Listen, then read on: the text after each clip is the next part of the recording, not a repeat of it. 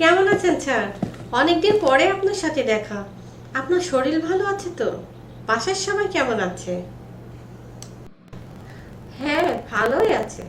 তা তোমার এদিকে কাজ টাজ কেমন চলছে নতুন ব্রাঞ্চে? আর তো দেখাই হয় না। ঢাকাতে আসো তুমি, কথা হবে তোমার সাথে।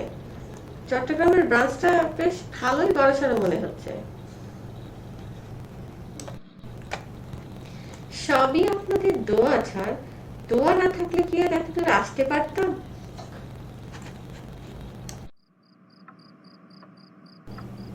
তুমি এত দেরি করে আসলে যে? আজকের দিনটার কথা কি তুমি ভুলে গেছো? এত কাজের প্রেসারে বউকে যে একটু সময় দেওয়া লাগে, সেটা কি তুমি বোঝো না? আমি তো অনেক আগেই টিকিট বুকিং করে রাখছি হোটেলে। আমরা পরবর্তীতে দুবাইও যাচ্ছি। কি করে ভুলবো আমাদের এই সুন্দর মুহূর্তগুলো?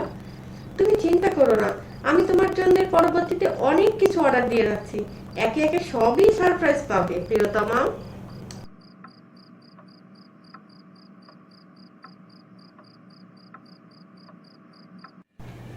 স্যার, আজকে যে পেশেন্টটা আসছে না, ওনার তো দুইটা কিডনি নষ্ট।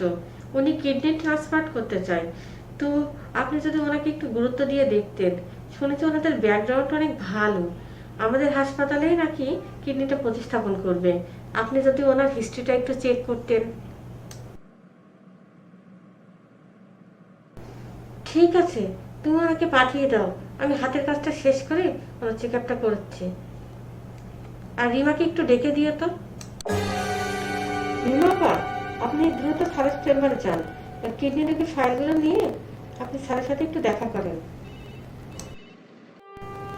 কি হচ্ছে মা? আপনার কি সমস্যা? আপনি পুরোটা আমাকে খুলে বলুন। কিডনিতে আপনার কি পানি জমছে? আপনার কি পা ফুলেছে? কতদিন যাবত আপনার এই সমস্যাটা? এর আগে কি কখনো ডাক্তার দেখিয়েছেন আপনি?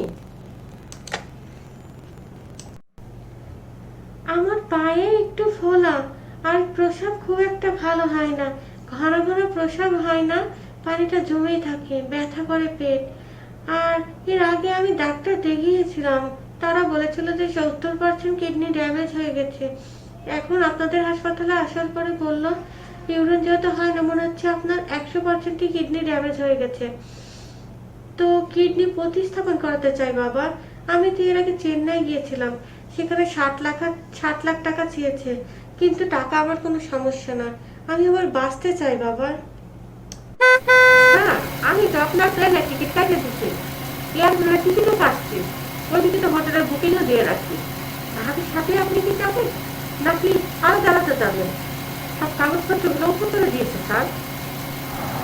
আরে নেবো, কিন্তু বলো, আমি কেন হোটেলে থাকতে যাব? ওখানে তো আমি দুইটা বেগুন করা তো ফ্ল্যাট কিনেছি। তো তোমাকে তো বলাই হয়নি। আর তোমার ভাবি এবার ইচ্ছে ছিল যে দুবাইতে ম্যারেজটা পালন করার। আমি সেটাই পূরণ করছি। আমার তো কোনো টাকা পয়সার অভাব নেই। ঢাকাতে পাঁচটা 10তলা ভবন আমার। ডাক্তারি পেশাতে এসে নিজের জীবন বদলে ফেলেছি। তোমাকে কি বলবো? সামনে তো আমি আর তোমার বেতন বাড়িয়ে দেবো। তুমি টেনশন করো না। স্যার, তাহলে কি এবার ঈদটাও মুম্বাইতে কাটাবেন? ভালোভাবে ঈদটা কাটিয়ে আপনাদের জন্য অনেক শুভকামনা রইল এই লিটারের পক্ষ থেকে। হ্যাঁ, এদিকে তো অনেক বড় দুর্ঘটনা ঘটে গেছে। কিডনি প্রতিস্থাপনের সময় ওই রোগীটা আছে না, ও তো আইসিইউতেও ভালো পাস ফিরে পাচ্ছে না। মনে হচ্ছে আশঙ্কাজনক, বাঁচানো যাবে না। আপনি কি বলেন, আমি কি করব? শোনো সাজু, রোগী আইসিইউতেই থাক। রোগী যদি মারাও যায়, 7 দিন বা 10 দিনের আগে আইসিইউ থেকে বের করবো না। কারণ আইসিইউতে এক একদিন থাকার জন্য 60 থেকে 70 হাজার টাকা বিল আসবে। মরা মানুষও আইসিইউতে রেখে 10 দিন পরে 10 থেকে 12 লাখ টাকা আসবে। এটা দিয়ে আমার হাসপাতাল চলে, এটা আমার বিজনেস। কখনোই বুঝতে দিবে না রোগীর স্বজনদের রোগী বেঁচে আছে না মারা গেছে।